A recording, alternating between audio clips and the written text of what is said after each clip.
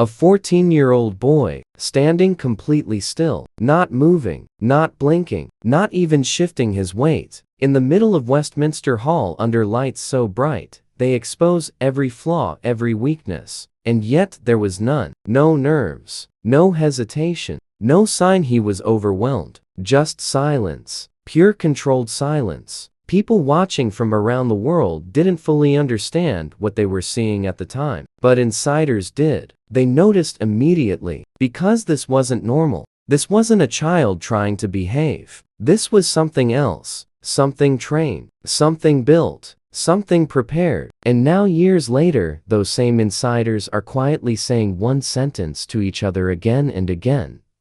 The future of the monarchy just stepped forward. Today, we are diving into something very different. This is not another royal scandal, not another feud, not another headline about drama or division. This is the story of a beginning, a quiet one, but a powerful one. Because in the spring of 2026, something happened that most people almost missed. James Alexander Philip Theo Mountbatten Windsor, the quiet one, the one who stayed out of headlines, made a decision, a deliberate one, a calculated one. He accepted the title of prince. And insiders say that single moment may reshape the monarchy more than any scandal ever could. What many people don't know is this: he didn't have to. The title was always there. Legally it was his. But claiming it, that was a choice. And for years he didn't take it. He waited. He watched. He learned. While others rushed toward attention, he stepped away from it. While others spoke, he stayed silent. And that silence is exactly what has everyone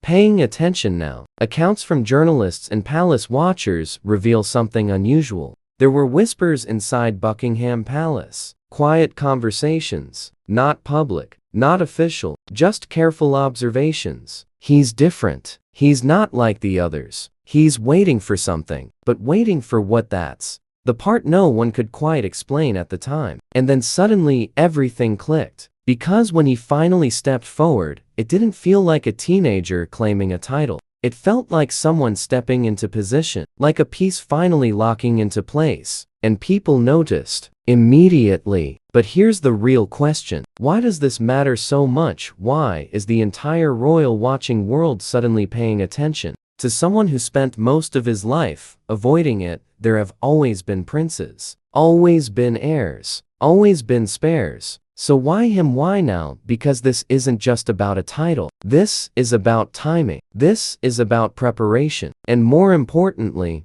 this is about what the monarchy has been missing and may have just found. But to understand that, you have to go back to how he was raised, back to the decisions that shaped him, back to a mother who quietly changed everything, and a grandfather who taught him something no one else fully understood. And that's where this story really begins. Let's talk about what really happened behind the scenes. Because James didn't just appear like this overnight. He was built this way, carefully, deliberately, almost strategically. What many people don't realize is that his upbringing was completely different from most royals. On purpose. His parents made a decision early on that shocked insiders. They chose not to give their children royal titles growing up. No His Royal Highness, no automatic status, no special treatment. And inside palace circles that was seen as radical, almost risky. Because think about it, royal children usually grow up surrounded by structure, protocol, and privilege. Doors open before they knock. Rooms change when they enter. People behave differently around them. But James didn't have that. He had to wait in lines. He took public transport.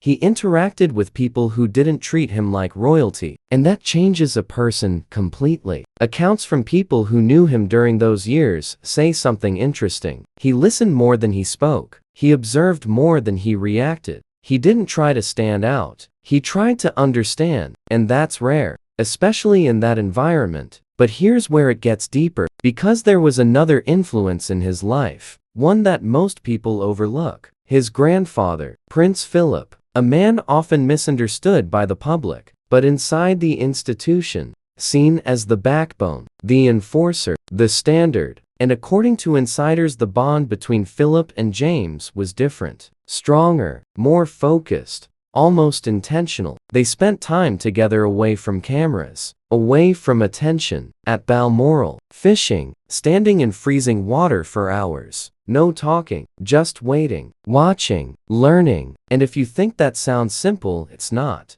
Because fly fishing isn't just a hobby in that world. It's discipline, it's control, it's patience at an extreme level. You don't chase the fish. You don't force the moment. You wait. You read the environment. You move only when it's right. And insiders say that's exactly what James learned. Not just how to fish, but how to think, how to hold still, how to observe before acting. And suddenly, something starts to make sense. Because years later, when people watched him standing at that vigil at 14, that stillness, that control, that composure, it wasn't natural. It was trained, built over time. And here's the part that really matters. While other royals were becoming public figures, early James was becoming something else. Private, grounded, controlled. And people didn't notice. Not really. Because he wasn't trying to be seen. But that's exactly why, when he finally stepped forward, everyone noticed. And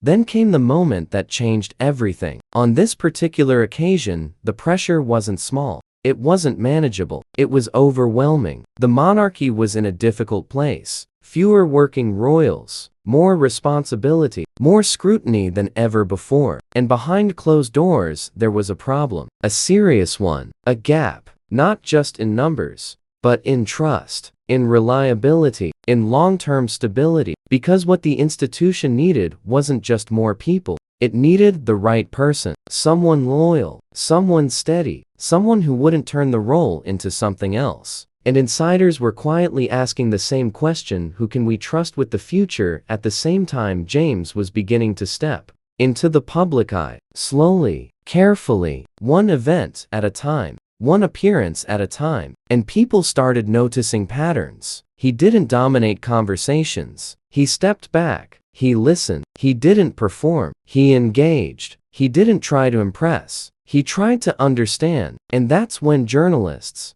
started writing something unusual. Not about what he said, but about his presence. Because presence can't be faked. And during a major international trip, that presence became undeniable. Accounts from witnesses reveal something striking. In room after room, he wasn't treated with respect because of a title. He earned it through attention, through listening, through real engagement. And that changed everything. Because suddenly, the palace wasn't just looking at him as a possibility. They were looking at him as the answer. But here's where things became critical. He still hadn't accepted the title. He was still choosing not to step fully into the role. And that hesitation, that restraint, it wasn't weakness. It was control. And when the moment finally came, it wasn't rushed. It wasn't emotional. It was precise. He accepted. And just like that, the structure shifted. But the full truth, it goes deeper than that.